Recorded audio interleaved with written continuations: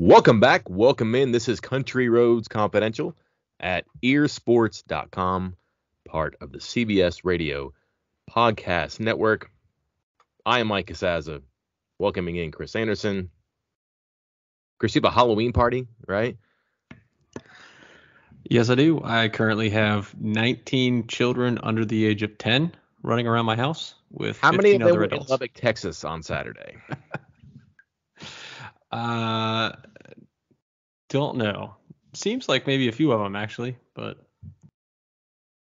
Okay. So frequently on here, it's a rapid reaction podcast, and people want the takes, sound bites, the goods. Sometimes you can be prisoner of the moment. I think after the Pitt game, you thought fortunes may be better in the long run for this team. After the Kansas game, you're thinking, oh my goodness, you lost to Kansas. Well, guess what? Kansas turns out to be an okay football team when healthy with their very good quarterback for as long as he's available. Other things happen in between. You're trying to get a feel. Beat Baylor. Look good. Make some things happen on defense. Oh my gosh. They got it turned around. And then Neal Brown goes out and matches the largest margin of defeat in his career. The other 38-point loss was in his first season against Oklahoma. Chris, we are not going to confuse 2019 Oklahoma, which played a lot of that fourth quarter with its foot over the brake, with 2022 Texas Tech, which played most of the fourth quarter with its foot over the brake. This is a 48-10 loss. And every question that you might have wanted to or thought would have had dirt piled upon it and then patted down with a shovel just 10 days ago. It seems like it's one of those horror movie skeletons where the arm is popping out of the grave now. And here we go again. yeah, I thought you and I have discussed Neal Brown's job security over and over again on this podcast, and then both of us have felt and heard that it was not something that was likely going to happen midseason, that things were not that dire, not that pressing to get anything done. Obviously, I was about to say one way or the other, but the one way that everybody's thinking. And then I think that win over Baylor kind of quieted even the biggest skeptics, the people who thought it was still going to happen. And it felt like that conversation was over. And then, like you said, it's like a horror movie. It with the Halloween, Michael Myers never dies. You shoot him and you think he's dead, and then boom, there he is again. Those conversations are going to creep back after this, because I tried to go back and look at it, and I tried not to be, as you put it, a prisoner of the moment. I tried not to think that, I just didn't want any recency bias. This is, and I'll sleep on it, but I feel like this is the worst loss since he arrived at West Virginia. I feel like, the 38 points is the most. It is tied for the most points that West Virginia has lost by under Neal Brown. But it's more of a different thing of like 2019. It's different. Like, it just felt different because in 2019, it was a young team. West Virginia was a young team. They weren't able to really compete with some of these teams that just clearly had better talent. And even looking back at the Texas game earlier this season, you looked at it and you think maybe Texas is just good. They're just better. And for large portions of that game, West Virginia was in it. Obviously they fell behind, way behind early. But then what did the coaches say? Hey, we won the second half or won the last 40 minutes or whatever it was. But it's still coach speak, but at least it was still something. Today was nothing. Today, there was not one instance during this entire day, this entire game, that it felt like West Virginia was competitive with Texas Tech. And Texas Tech, no offense to the Red Raiders, because they are a decent team. They got a good coach. They are not some team that is just clearly outclassed West Virginia talent-wise. They're just not. Like, unless every recruiting analyst and scout has gotten every single player completely wrong for the last 5 years. Like, they're similar talent-wise, somewhat similar talent-wise.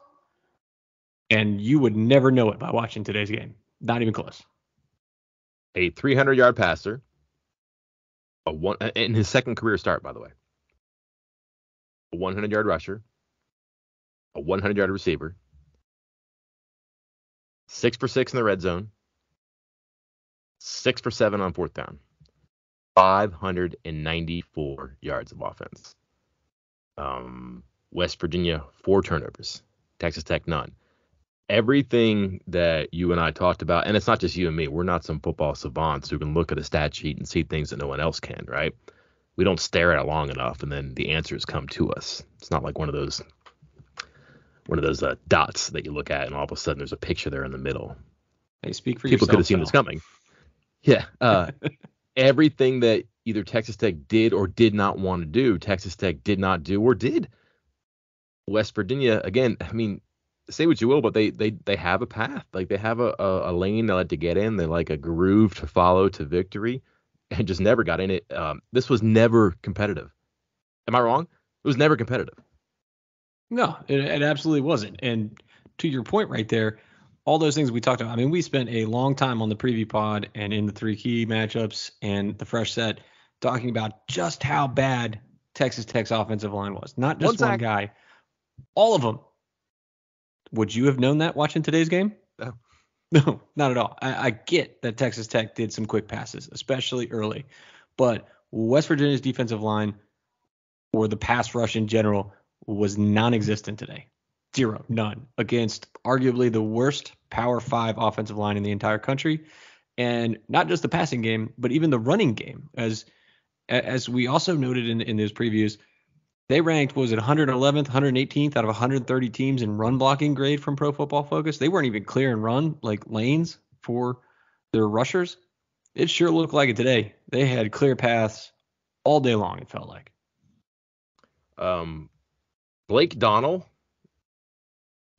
Bryson Donnell. He gets a mop and gets to carry the ball a couple times. 8 carries, 49 yards. He comes in and, like, with 10 minutes left in the fourth quarter, he would have been the leading rusher for West Virginia by 16 yards. West Virginia ran 26 times for 73 yards. And again, like, I don't want to say the game wasn't competitive. The game wasn't competitive. But even when it's 14-0, 14-3, even 17-3, the offense isn't so bad, isn't so anemic that you can't run the ball. And, like, they ran the ball 26 times, which is fine, but they also threw the ball 40 times for 209 yards. I don't know what the game plan was. I'm very curious to see what the deal is there. I think sometimes you just use your eyes here. And when you're throwing the ball sideways again and again and again, and when you are alarmed when you see a vertical pass, well, what does that mean?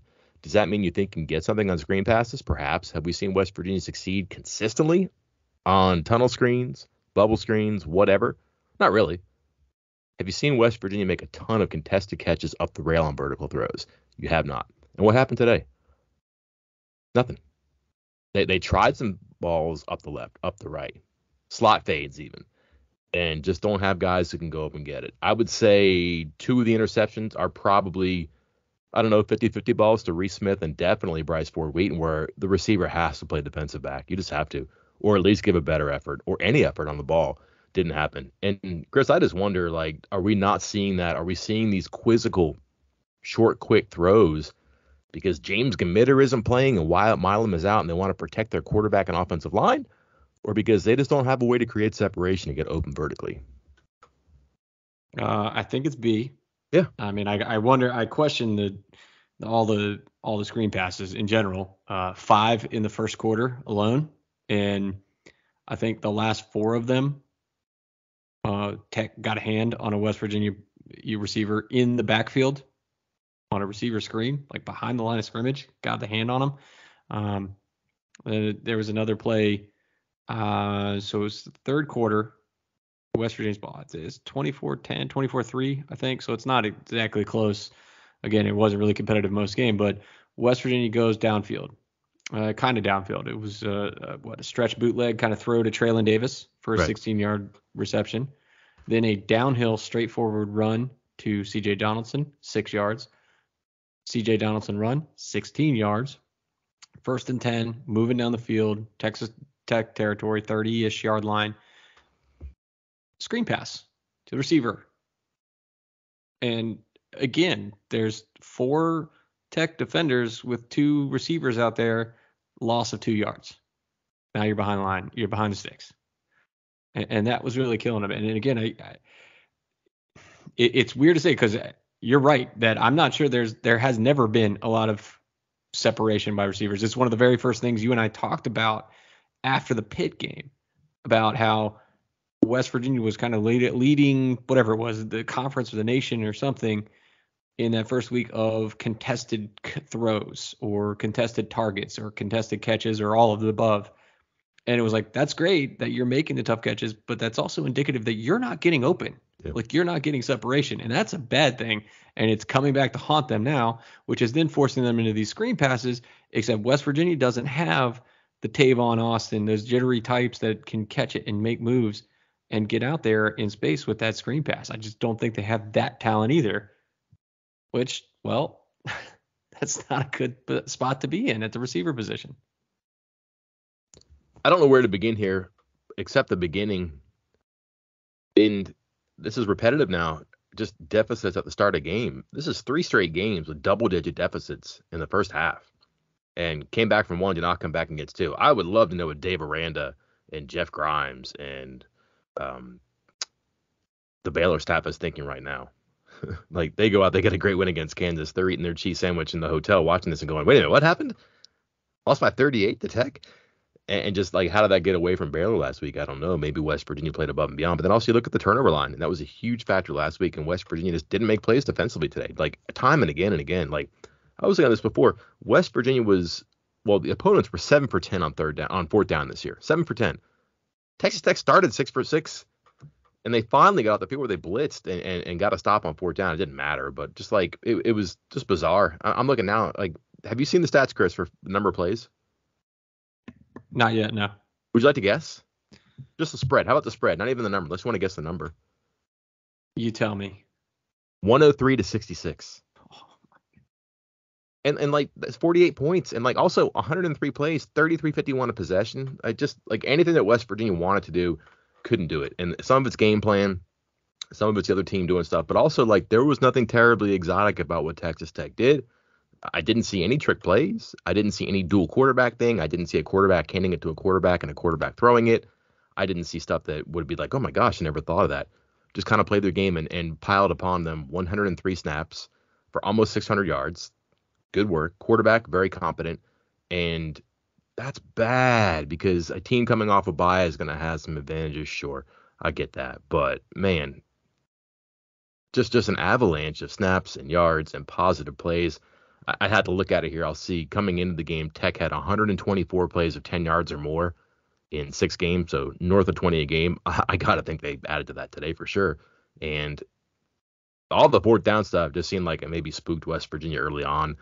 Even when you had a good result on 3rd down, it didn't matter. Stay on the field. And just Tech played its game and played it exceptionally today.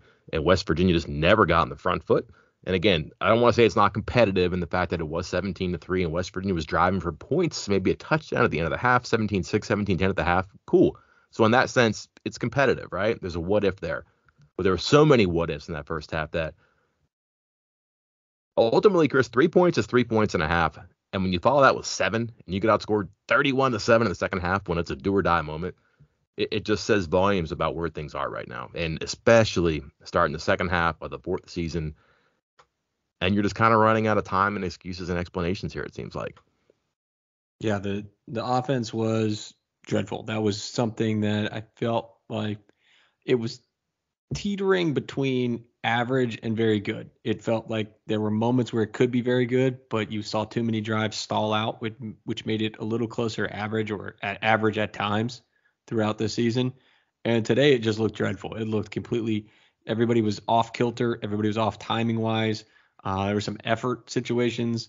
I'm trying to recall seeing so many stretch runs. Was that like, I mean, I know they did that a couple times, but it felt against Tech again. So many of these times it felt like Tech knew what was coming before it came. And it's not like, oh yeah, wide receiver, they're just guessing wide receiver screen every time. But even on some of these stretch runs, every time West Virginia would run them, it took almost like 2 full seconds to get that handoff to the running back. Yeah. And Tech's already in the backfield because they know, like they know that it's going to be there, that it's going to be this stretch handoff. And I think the only time that West Virginia really bootlegged it or faked that stretch handoff and then went the other way was that aforementioned 16-yard pass to Traylon Davis. So something's off with the offense that I think Tech in their film review finally caught up to. That each week it feels like teams are getting closer and closer to kind of figuring it out, maybe figuring it out, but West Virginia ekes out a few more points and it's okay. But Tech figured it out. Concern.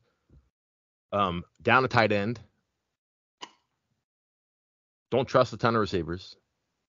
Had been down a running back, and then we'll get to the running back thing here in a minute, but I wonder how much window dressing West Virginia can do with formations of personnel right now. Not an excuse, explanation. There's a difference there.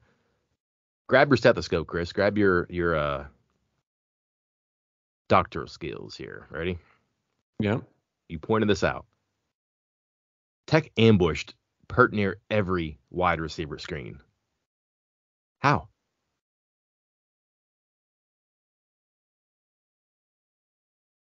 I got no answer for you. I mean, they've obviously seen something. I know West Virginia runs it a lot. They do. I feel like they run it more than most, but I have never seen a team be on it the way that they were today. Can I get a screen and go? Haven't seen it yet. Like, where was that? Like, just rather than throwing into a crowd of 6 people, like, just pump it, maybe, and hit it up the rail. But then again, somewhere in Graham Harrell or JT Daniels' head is the fact that up the rail, that's not necessarily a positive play, too. Let's talk about running backs, too.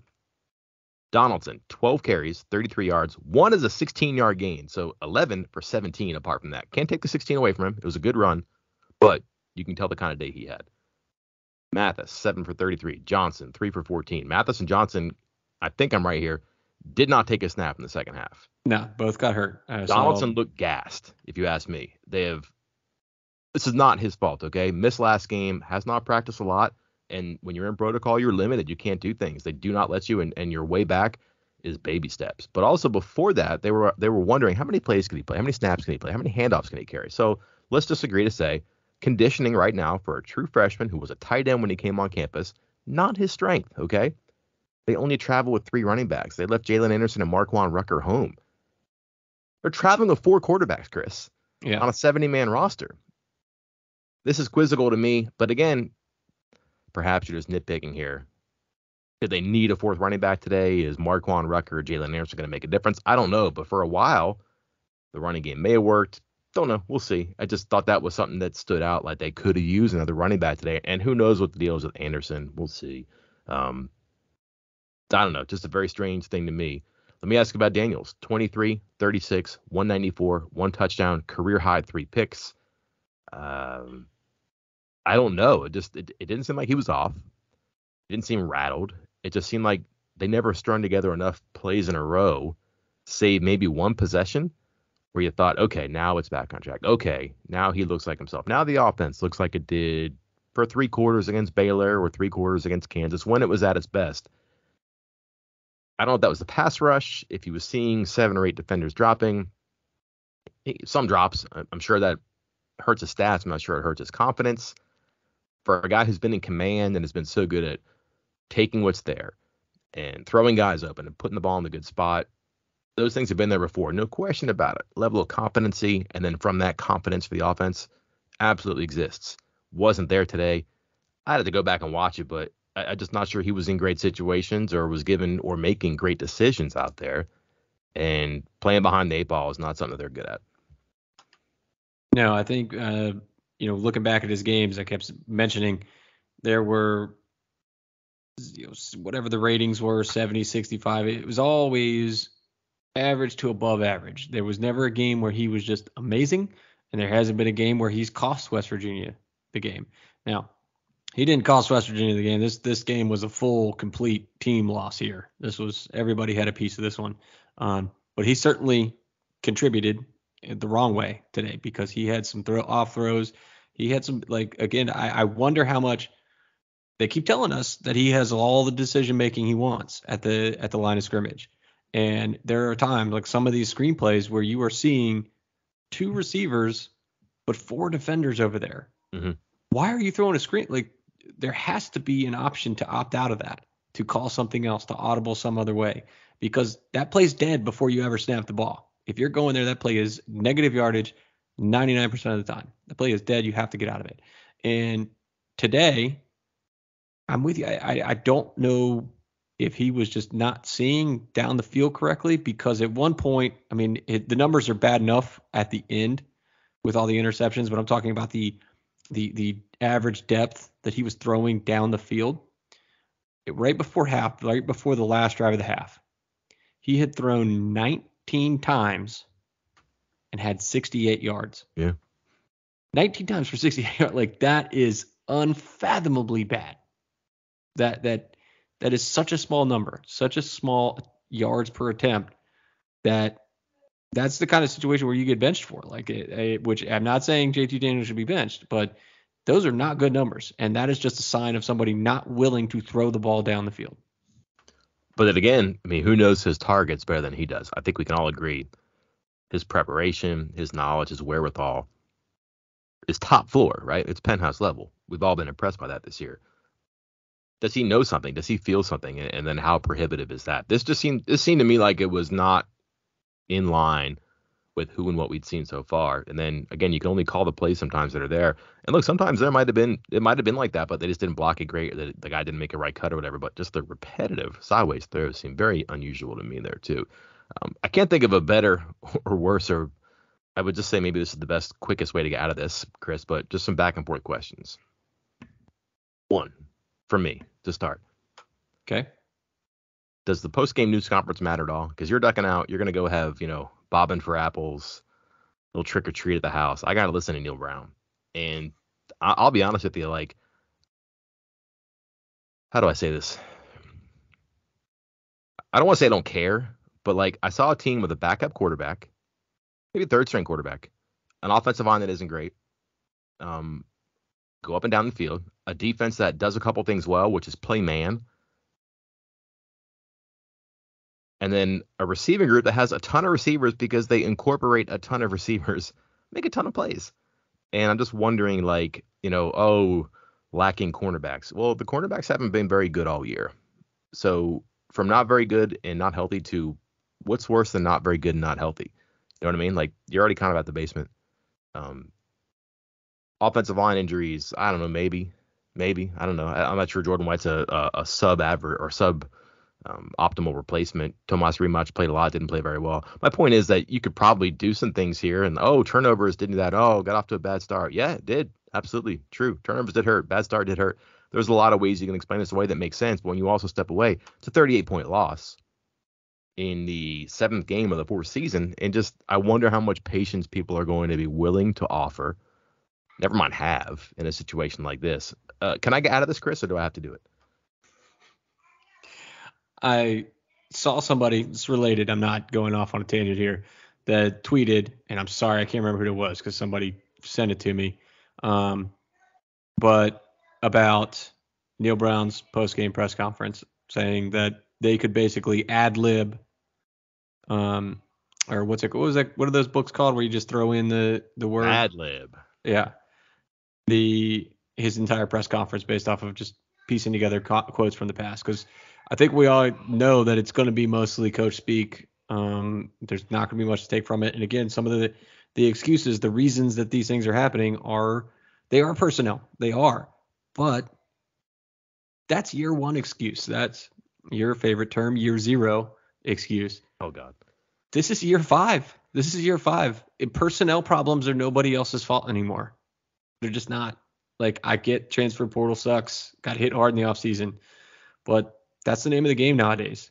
And any personnel issues that you have, unless it's just just a ridiculous amount of injuries that are just out of your control, but even still, you got to say you have to have depth there, and that's just not the case. And it can't be personnel issues in year 5 here. And I mean, that's my thought on that. You can dip out on it if you want, because I think we know what's going to be said, but it's bad. Okay. You ready for my question for you? Hit me. This is a trivia type question. How many 3 touchdown plus losses does Neal Brown have in 4.5 years? Under, would you like to say over, under 7.5. It's 8, isn't it? It is now 9. Is it 9? Okay, I knew 8 was a This false is number. 9. Okay. 1, 2, 3, 4, 5, 6, 7, 8, 9. Yes. 7 of our Big 12 games too, correct? Yeah, this is number 9. I didn't break it down by conference, but yes, 21 or more points. West Virginia has lost by 21 or more points 9 times in 4.5 years. I mean, numbers on scoreboards matter at some point. They just do. And like when you're looking at prosthetics and when you're looking for reasons not to do something, man, you got to help yourself there. Yeah, and this isn't a lot of these happened in 2019 when he was dealing with shortages of scholarship numbers and he was in his first year and all that stuff. I mean, you look at it this year. There's 2 in the last 3 games right there. Go back to last season and you have the Baylor loss. That was 25. Oklahoma State 21. Kansas State's only 17, but still there's 4 right there in the last almost 1 calendar year. Mm-hmm. Not great. I mean, October 9th, yeah, there's almost 4 in 1 full calendar year. Okay. Mine for you. Uh-huh. Are you allowed to call timeouts in the first half? You are, especially on defense, offense, defense, both sides. I hear. I wasn't sure because I was watching a team just be like 3rd and 10, screw it, we'll get 6, 7, 8, we'll go for it, and get 6, 7, 8 and go for it, and the defense couldn't line up, couldn't sub, couldn't look at the formation and diagnose it and adjust, and just said, oh, this timeout is an orange wedge, this timeout is a Capri Sun, this timeout is a banana. I'm going to snack on them at halftime and we'll be good. And just got burned by 4th downs again and again and again. I forget the stat coming in, but I think that Texas Tech had something like 40 points on drives that were extended by 4th down conversions. They had 17 in the first half. I'm not saying you get a stop on all 3 of them. Maybe you get a stop on 1. Hey, timeout. Don't go so fast. You're trying to do something I don't want you to do. I'm not going to let you do it. I'm going to use one of my 3 timeouts. Didn't do it. I just want to make sure I had the rules right there. Like, I don't understand targeting. I thought if an offensive lineman tried to catch a pass, that was a penalty. I'm not up on all the rules. I understand that. But I was pretty sure you can call timeouts in the first half. So thank you for alleviating that worry for me. The 4th down things, I mean, that has to be just infuriating to watch. Just seeing there was one play, it was 4th and again, it's hard to remember which one it was because they converted 6 in a row. But it was 4th and about 3, 4th and 2, and 2 receivers to the near side with 1 defensive back. Oh, yeah. And the defensive back was 7 yards off. I get, it's far away from the quarterback and it's all about angles and stuff. So 7 yards off that far out is not that crazy, even at 4th and 2. But the whole 2 receivers with 1 defensive back, where's everybody at? Who's defending what in that situation that there's only 1 defensive back out there trying to cover 2 wide receivers? And Tech just runs right up. And to your point, this is what made me think. I was like, why is no one calling timeout from the sideline on this? Because it was plain as day that it was wide open. Tech saw it. Anybody watching the game saw it. Like, you have to call timeout there. Like, you're not lined up correctly, and you're about to let them convert on a 4th down in a key situation. And instead, you let it roll out. Tech quarterback says, yeah, fine, great. Pitch catch, nice and easy. Soft toss out to the side. 1st down, not even a sweat. Got to call timeouts in those situations. I'll have to check out maybe watch it again. I don't know. We'll see. But it just felt like a lot of those 3rd down plays were screens inside or short stuff that you got to chase and tackle. And you're kind of heaving. Like, you're big guys. You're playing a lot of snaps. Like, they played 50-something snaps in the first half. So in the forward part of the game, yeah, man, it's hot out there. You're probably breathing heavy. Just get a breather. Like, just stand up for one play and just, I don't know. That just seemed like something to me as it was happening. Maybe it makes a fix. Doesn't matter. I don't know. I just don't know. And again, they had their timeouts late in the half. But they walk into halftime with 1 timeout left because Daniels makes, let's go over that. If this is your question, I'm sorry, Chris, but like, good idea, bad idea on the slot fade to Reese Smith when there's still, upon the catch, 6 seconds left in the clock there. You can walk off with no worse than 3 points there. They get 0. Yeah, there was a lot going on in that play. Yeah. A lot of contact to start. But again, it's was it within 2-3 yards of the line of scrimmage, so I think it's okay as long as it wasn't actually holding, which I guess is up for interpretation. I didn't think Smith kind of fought through that very well, and I didn't think the throw was very good. And then the Tech defender ended up making a great play. So it was like all four things had to happen for that pick to happen. But that's just if you're going to throw that throw, it has to be long. It can't be short. It can't. It has to be outside or long. It can't be short and inside. And it was short and inside. 2 vertical throws into that wind too. It was windy. Hey. Any questions for you, Chris? How much longer does this have to go? This pod, I mean. Oh, thank you for clarifying.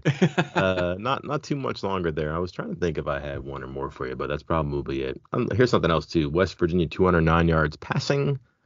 Texas Tech 233 yards after the catch receiving. That kind of day. 239 yards rushing for Texas Tech. 73 for West Virginia. You could do a lot of things here to make it look bad, make it look as bizarre or as unexpected or as telling as a 38-point margin on the scoreboard is. The 38-point margin on the scoreboard kind of does the work for itself. And now here's West Virginia going into 5 games. Got to win 3 before you lose 3 if you want to be bowl eligible. And again, the old fireplace starts burning again. This one threw another log on the cinders to see what happens. It's going to be hot for at least a couple of days before right now one of the top 10 teams in the country heads to Morgantown for a game that, I mean, if you think that Texas Tech was good on offense today, do or don't watch TCU. Be advised, they're very good on offense. Yeah, it doesn't get any easier from here. I think, we talked about how tough those couple games were for West Virginia, and then you look at the schedule and you say it might be tougher in the second half. So not great news for a West Virginia team, like you said, that needs to win 3 before it loses 3 to get bowl eligible.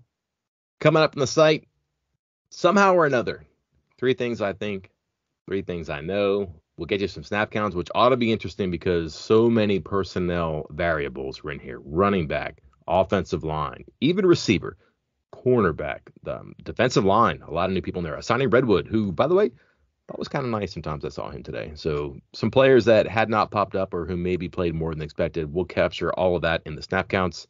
I hand it off to you, Chris. Perhaps you can do more than 2.8 yards per carry here, but what do you have tomorrow?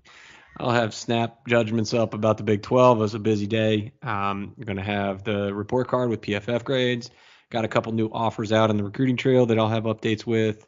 And then we'll move on into next week with, we'll have our usual schedule with Neal Brown availability, coaches availability. We'll have to check. Do we get Bob Huggins this week? I mean, I know it was Big 12 Media Day last week, but I can't remember. Scrimmage Monday. They played Bowling Green. Oh, very interesting. Hey, have you heard?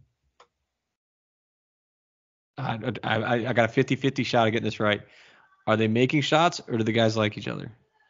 Oh, no, I haven't heard that. Is that true? I just heard that the Falcons were supposed to be very good in the MAC this year. Okay, I'll keep that under my lapel here and go. Okay. I hear a lot of screaming in the background. I don't know why you're airing a replay of the game, Chris, but hey, kudos to you. You do you. Until next time, I'm Mike Casaza. And I'm Chris Anderson. We'll talk to you then.